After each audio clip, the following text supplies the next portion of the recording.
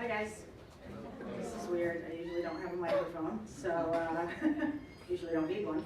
I prepared a speech just because I didn't want to not be prepared, but I'm going to kind of keep it loose, and I just wanted to share with you guys a little bit about who I am and how I got to be standing here, which for me is a dream come true. I know you guys you're the leaders of our community, and especially of our athletic community, and your hopes and dreams are probably bigger and greater than mine, and that's awesome. But I am living my dream right now, if you could believe that, and I'm going to talk a little bit about that. I really stress to kids to always remember where you came from. I'm a Bristol girl. I was born in Meriden, but have been in Bristol all my life. My mom was a Bristol girl as well. And so we were always here, and when I was 10, finally moved here permanently. But for those of you who don't know me, I'm Coach Stafford, and I've been here in Bristol teaching and coaching. This is my 21st year, and this is the time when all the Bristol Central athletes who are on my teams know they're supposed to say, "No way, Coach Stafford, you're not old enough to have been coaching for 21 years. So I appreciate Mr. Zioga saying that I was recently a student athlete, because it was kind of a long time ago, but I still feel pretty young. I feel like my job keeps me young, being around high school students all day, and I have two little girls at home that are 11 and 8, so that definitely keeps me on my toes. I do coach cross country and track and field, and I'm very passionate about that. I love teaching, but coaching for me brings it to the next level, because you get to know kids on a little bit of a deeper level. You spend a lot of time with them, and Mr. Ziogas knows I probably spent more time with his daughter when she was in high school than he did at times, because of especially the sports I coach. We have long Saturdays and days at meets. But I did graduate from Bristol Eastern in 1992. A lot of kids don't know that about me. I'm an Eastern girl. And I know that the rivalry is strong, and it should be. And honestly, when I came back to I had two things that I wanted to do when I graduated from from college, excuse me. I wanted to come back to Bristol, and that was not negotiable for me. I wanted to come back to the community that had given so much to me, and I wanted to work and teach here. And I had to put my time in. I went to college down in North Carolina and stayed there for a couple of years and taught down there. And actually, when I came back to Bristol for my first interview in 1997, I didn't get the job, and I was devastated, because I work hard and I had good grades, and I'm used to getting what I want because I work hard for it, and I had never really not gotten a job that I had applied for, but those were not for my career. Those were, jobs I worked along the way. And so I was pretty devastated, but I held my head high and just said, I'm going to go for it again. So I went back down to North Carolina and taught for another year. But when I came, my goal was to come back to Bristol and teach here, anywhere. I wanted to be at the high school eventually, but I knew I'd have to put my time in elsewhere. And I wanted to coach track at Bristol Eastern. And those were non-negotiable, because that's where I came from. I was a Lancer, and to think about coaching or teaching at Bristol Central, I'm sure you guys get it right now. I hope you do, right? You're like, no, that can't happen. That is not part of who I am. So in '98, I applied again and interviewed again and got the job here in Bristol. I started out at O'Connell. Any O'Connell kids here? Ryan, I know you're an O'Connell kid. I was before your time, but and I was at O'Connell and at Edgewood on Fridays, so I know some of you guys are Edgewood kids as well. And a couple of years later, some teachers retired and moved around, and the position at BC opened. But first, I was approached to coach indoor track and field at BC, and that was in '98 when I had gotten back to Bristol. So I came back in October. I didn't get to start right at the beginning of the school year, because there was, again, some movement in teachers retiring and moving to other schools. And John Novakowski was the athletic director at the time, and he was one of the people who hired me. And he approached me and said, we're going to be starting indoor track and field programs at the two high schools, and I think you should consider applying for the position at Bristol Central. And I was like, are you crazy? I mean, I looked at him like he had two heads. I just had in my head that I was going to be at Bristol Eastern. And for those of you that are coached by Coach Floyd, I know you're thinking, she wanted to go back and coach with him? But Coach Floyd was my first track coach, and he was as tough on me as he is on his athletes today. If you play basketball for Coach Floyd, anybody here lucky enough to do that? Play basketball? Yeah. So he's tough, but he's the real deal. And Coach Floyd was a big part of my life. And Coach Floyd was my first track coach and bought me my first pair of track spikes, because I was raised by a single mother. We didn't have the money for it. I still have those spikes hanging in my workout room at home. So that's a little bit of the other side of Coach Floyd. And is he still telling you that he'll buy you a soda when you do something great? Soda. A coach buying you a soda. Well, he still owes me a lot of sodas, so you're probably not going to get those. But so I really thought, I can't do that. I can't betray, my Lancer pride and go and coach at Bristol Central. And really, a lot of it was, I owed the people at Bristol Eastern. I owed Coach Floyd. I owed many of my teachers there who believed in me when sometimes, as a high school kid, I needed them to lift me up. And I owed Coach Tomkill, PT, a lot of you know her, because she was the person who believed in me most and really is my mentor, and one of the reasons I became a PE teacher when I was forced at 17 years old, because I'm a September birthday, so I went to college just a little bit before I turned 18. And someone says to you, what is your major going to be? And I'm like, I have no idea really. But I thought about the people in my life that I wanted to be like, and I wanted to be like her. I wanted to make a difference in people's lives like she had made a difference in mine. So anyway, getting back to the job, I told Mr. Nowakowski I would think about it. And I went to PT, who was my mentor and my high school coach and now had become a good friend of mine, and I said, can you believe that Mr. Nowakowski approached me about teaching or coaching at Bristol Central? And she looked me dead in the face and said, you take that job, Tamara. And I was floored, because not only was she the person, one of the people at Bristol Eastern who had mentored me, but she was a Bristol Eastern graduate who was now back teaching there. And I just thought, well, this is what I'm going to do. And she said, no, you're really here, and you're just scratching the surface. You're here because you want to make a difference in the lives of Bristol kids. You're a Bristol kid. And I thought back to my growing up, and like I said, I had a single mother, so if I was going to go to extra meets or do extra things, a lot of times my mother couldn't bring me. A lot of times it was my coaches who got me there, and many times it was a Bristol Central coach who got me there, because they worked together to provide opportunities for students and athletes that their families couldn't provide, or that we needed help getting to.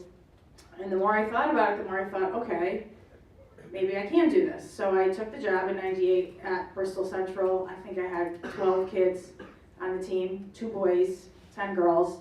And it was a passionate group of kids, and we took some kids to the state tournament that year, and we just kind of grew from there. And it's been a blessing. I have such a passion for the sport. I miss coaching indoor track. I don't know how many of you do it and complain about the long days, but for me it was just the most intense athletic situation you could be in. You're basically in this room with a 200-meter track, and you're racing, and people are standing 5 feet from you yelling and screaming, and it's just a really cool situation. And I loved it. And we built a program, myself and some other coaches, that we could be really proud of and that kids could be proud of.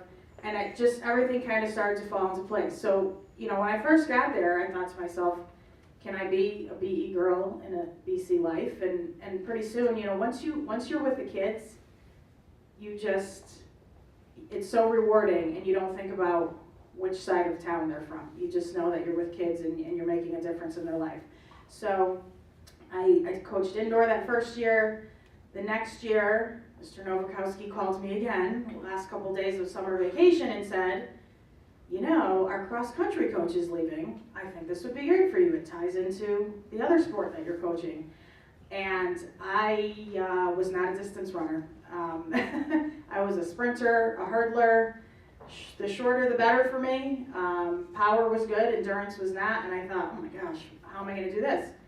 And so I didn't want to let the kids down. I took the position. I went to work, talked to some of my former athletes my former college teammates, because we had distance runners on the team, and they kind of helped me get through that first year, and 20 years later, this was my 20th season coaching cross country, we've had a little bit of success, I think, because I got them started, and now the kids just kind of feed off of each other.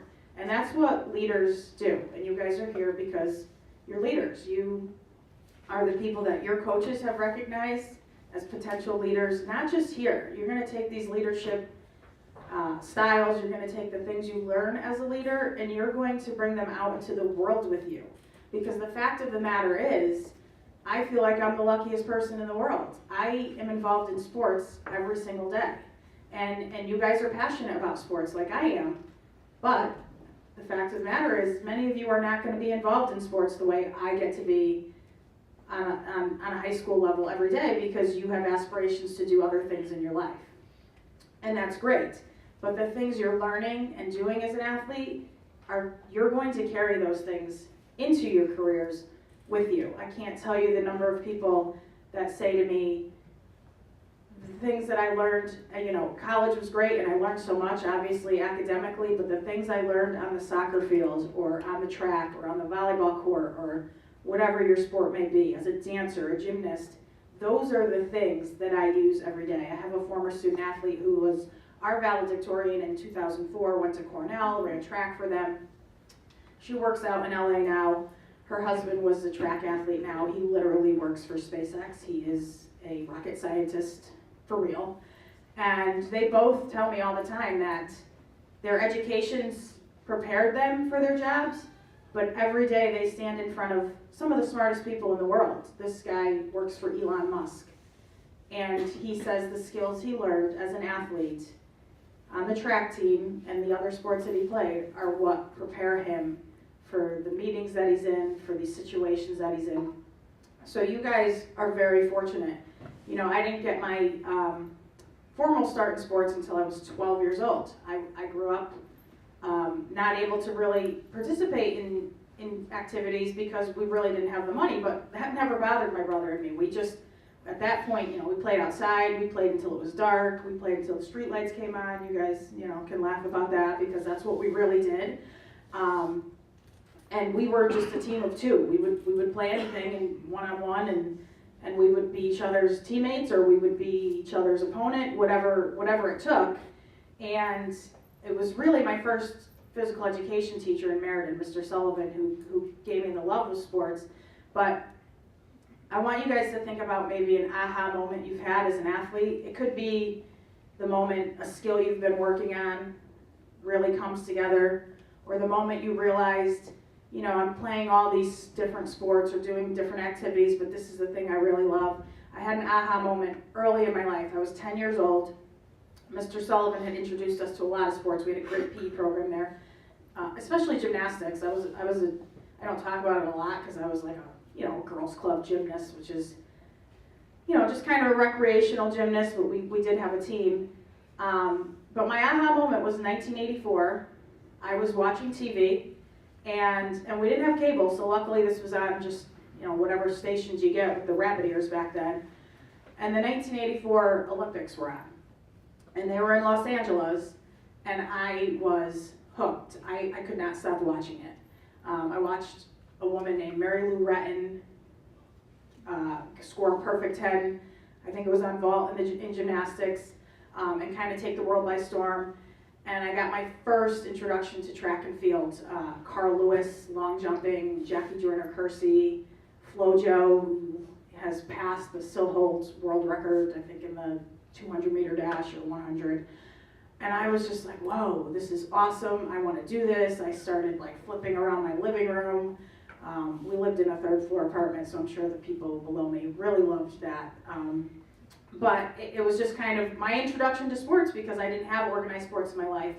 And when I was 12 and in Bristol, I tagged along with a friend to the Bristol Girls Club. I don't even know if you guys knew before it was Boys and Girls Club, but this was over kind of near the Board of Education.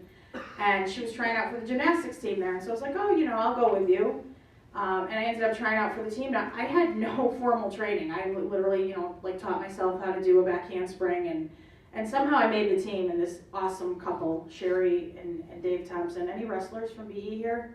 So the Thompson boys recently, so their dad is my age, and his parents coached me, Sherry and Pops, and they were awesome. They took a chance on me because I had no clue what I was doing. I was really unpolished and just kind of, like I said, flipping around. They took a chance on me, and that was my first organized sports opportunity, and it really changed my life and helped me, learn to be a leader. When you have athletic talent, you shine and you do well, it helps in leadership opportunities. I will state that some of my best leaders are not always my best athletes, because leadership qualities are found in all different abilities of people and different styles. But that was my first opportunity, and then I did play 1 year of softball at the Boulevard. It was junior high then, so we did like 7th, 8th grade. And in 8th grade, I decided to try out for softball. Again, I had no clue. I had never had formal training in any, sport with a ball. I did gymnastics, and I tried out for the team. I made the team somehow, and I ended up with the most home runs on the team because I would hit the ball and then just run like a maniac around the bases, and I had a bunch of in-the-park home runs. So I think that it was my softball coach, Mr. Thomas, who said, you might want to consider track next year in the high school, because I could hit the slow pitch of an 8th grader from God knows what middle school, but getting up to fast pitch the next year was probably not going to go as well. But he saw that I had the speed and the determination, and I think that's one of the reasons that I get to be here today. I don't have any special formula. I will tell you that hard work does pay off, and I know your coaches tell you that all the time. I know your families tell you that. Coaches changed my life, and sports changed my life, because when you're raised by a single parent, sometimes they're not always there because they're working and they're trying to provide for your family. So I had coaches and even teachers who took the place of the parent when I needed them to, and I can never thank them enough for that. Your coaches put in a lot of time, and they're your ultimate leader, and I hope that you have the opportunity to be coached by someone that can show you what leadership is all about and is setting a good example for you. And I believe our coaching staff in Bristol, I've been here for 20 years now, is one of the top coaching staffs around. And I get to experience a lot of different coaches and a lot of different coaching styles. And I'm a competitive person. I do not like to lose. I tell my athletes when we do have a loss that I want them to process it and I want them to learn from it, but I want them to move on. And I'll be the one who stresses over it for a week or weeks to come. In the case of my boys track team, last spring was 3rd in Class L, and I believe we could have won it, and we should have clearly been 2nd in my mind. And I lost a lot of sleep over that, because that's the expectation that I have for myself, and I never want to put that on my athletes. I want them to feel it, and I want them to learn from it, and I want them to come back better and want more for themselves and for their team. But I also want them to be able to move on. And that can be hard, especially when you're a competitive person. And I can't believe there's anybody sitting here today who's not competitive and who takes losing lightly. We like to win, but there are so many wins in every situation. In every loss, there is something to learn from it. And a lot of times we become stronger for those losses. I tell my runners, because they can be so disappointed by races a lot of times. It's a tough sport. And I tell them that in a sport like running, you may experience more letdowns than victories at times, because you can't step on the track and have a PR every day, personal record, PR as we call it. It's just not going to happen. And it's okay to be disappointed when that doesn't happen, because you expect your best every day, but maybe you learned that you took it out hard that day, and you learned, all right, I can go out hard, but I can't go out as hard. You learn something from every opportunity. And that's what I hope that you all are doing as an athlete, as a student. We hear a lot of kids who they're rushing, they're ready to get out of high school. This is, this stinks. But I don't hear that a lot from athletes, because you guys are enjoying what you have. And a lot of people, it stinks because it's hard work, but you guys not only do the work in the classroom, you go to practice every day, If you have an off season, you know that there really is no off season because you're training for the next season. Many of you are probably at least 2 or 3 sport athletes, and whether you know it or not, people are watching you. Your teammates are looking up to you. You lead by example.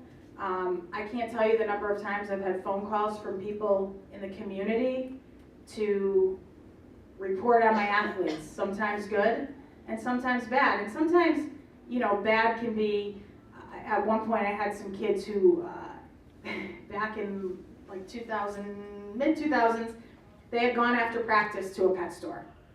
And they were, you know, looking at everything, and they had gotten 2 betta fish. I don't really know about this, but right, you're not supposed to put the betta fish together, I think, right? Is that how it goes? Okay, so they did, and they got in trouble by the pet store owner, and the pet store owner called me because one of the girls had her BC track and field t-shirt on. And this person didn't know me, so they did the research to say, okay, this kid is on the team, let me find out who the coach is. And of course I spoke to them about it, and believe me, in the realm of things that people can do wrong, that was a minor thing. But the point was that they needed to know that people are watching them. There's a quote that JFK, I think, adapted from the Bible, and I don't know it verbatim, but it's something like, to those who much is given, much is expected. Because you've been given this opportunity, and because you have shown that you're a leader, much is going to be expected of you, always. There is no downtime, so there's much expected of you when you're home and you need to choose studying over social media or whatever you may be choosing, video games.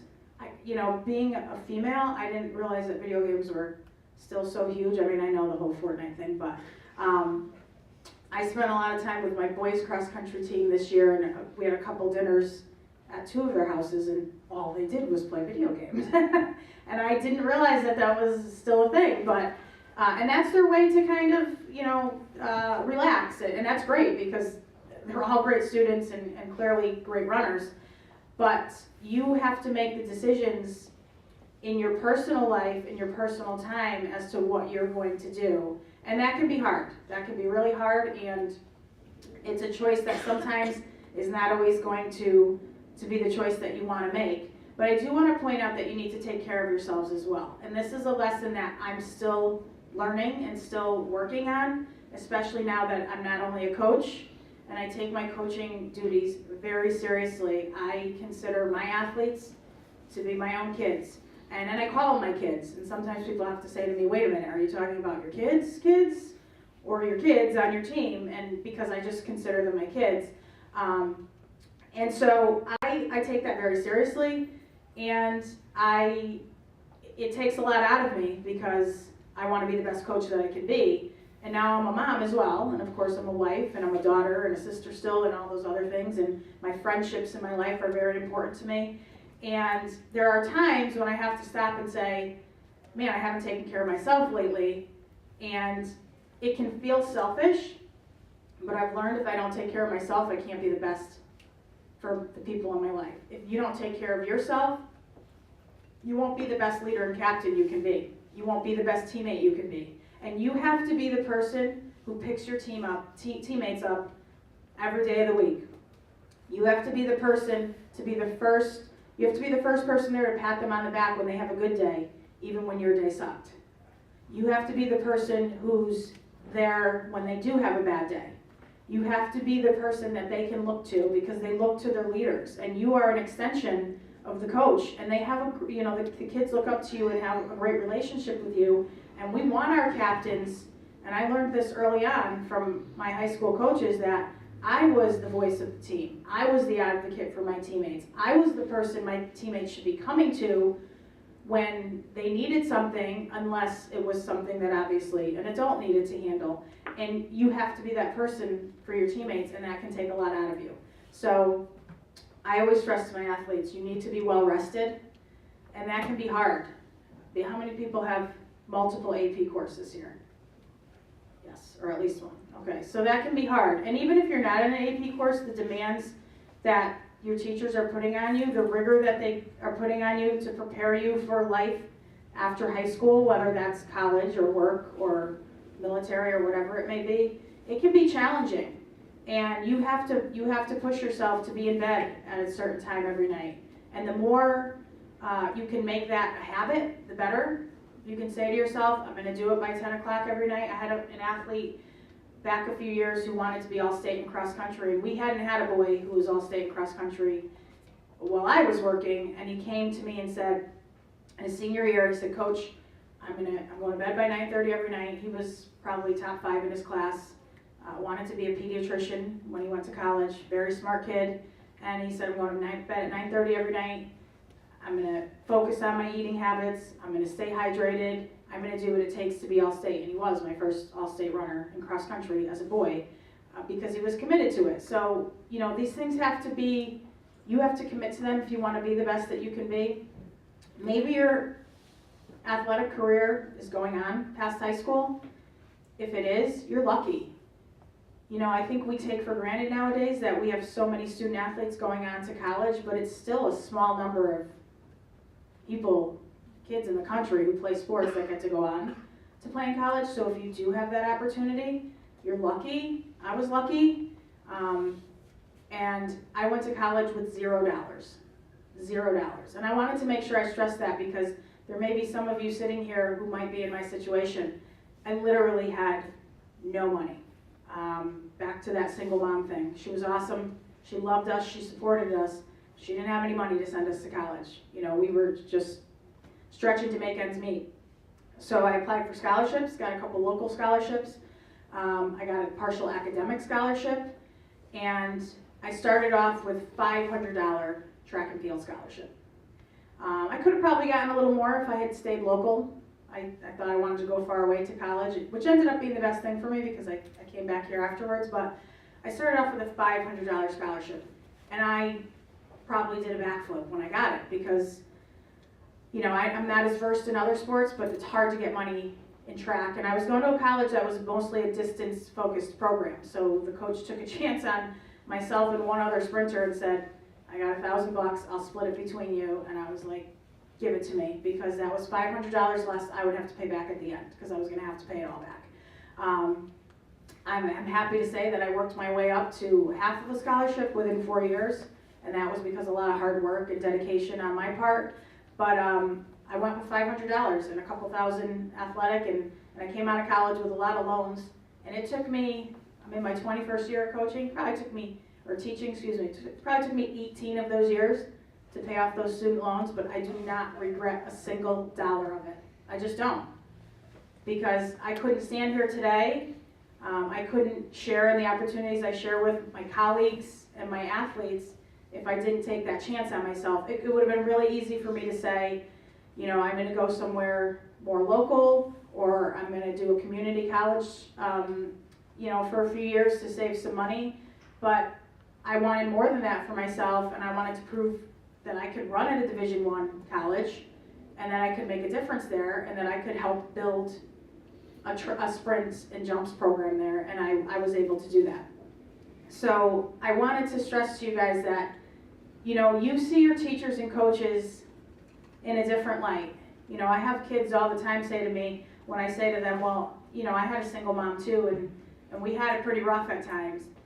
And they'll literally say to me, because they're naive and they're not thinking, but you have a nice car now.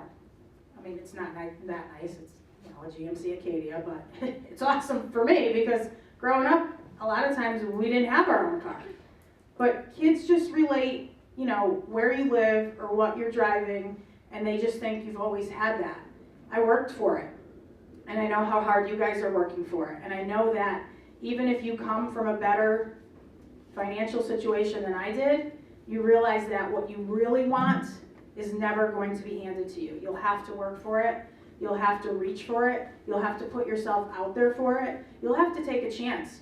You'll have to learn to work with people that maybe you don't see yourself being friends with, but they're now a teammate of yours. You'll have to be the person that ties and brings everybody back together, and you can do that, but it won't be without heartache. It won't be without challenges, but I get to stand here today living my dream, as crazy as that may seem, because I did it. I took chances on myself. I took chances on my teammates. I believed in them. I believe in all the students that walk through the doors at Bristol Central every day. The kids know, there's kids sitting here today that know, I'm pretty tough. I take my job seriously, and I have kids all the time who say, this is gym class, why do you take it so seriously? Well, I think Mr. Casson wants me to take teaching phys ed as seriously as Mrs. Tereso takes teaching her AP government classes, and as seriously as Mrs. Siglarski takes teaching her English classes. It's important to me. I feel like it's important for our kids. And we have a lot of kids who say, well, why should I be in PE? I'm an athlete. Because you're a leader here too. You lead by example. Our athletes are coaching at Bristol Central. Our kids who need help cardiovascularly, they coach them in our PE classes to do things that they never thought they could do. To, bring down their mile time to a place that they never thought they could be. And that's because our athletes and other kids who do well help them to do that. So you're not just leaders in your sports, you're leaders in your school community. I know at Bristol Central, Mr. Wininger is the ultimate leader. And I know Mrs. Calvi Rogers was at Bristol Central with us for a long time. And she hasn't had the chance to prove herself yet, but she will, because she proved herself to us over and over again at BC.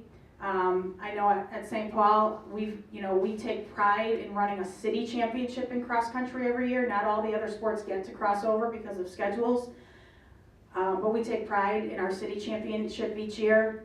And I've watched that team grow. 10 years back, St. Paul would sometimes come to us with a few kids on their cross country team. Now a lot of times they come to us with more kids than I have on my cross country team, because you have athletic directors and leaders that care about the program and are there to build the program.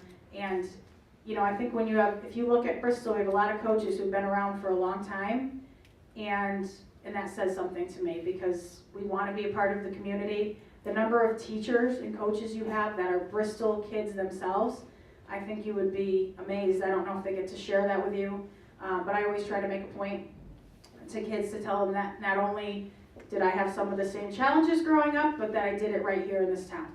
So I hope that I gave you guys a little insight today. I wrote a 5-page speech that I did not use at all, so that's great.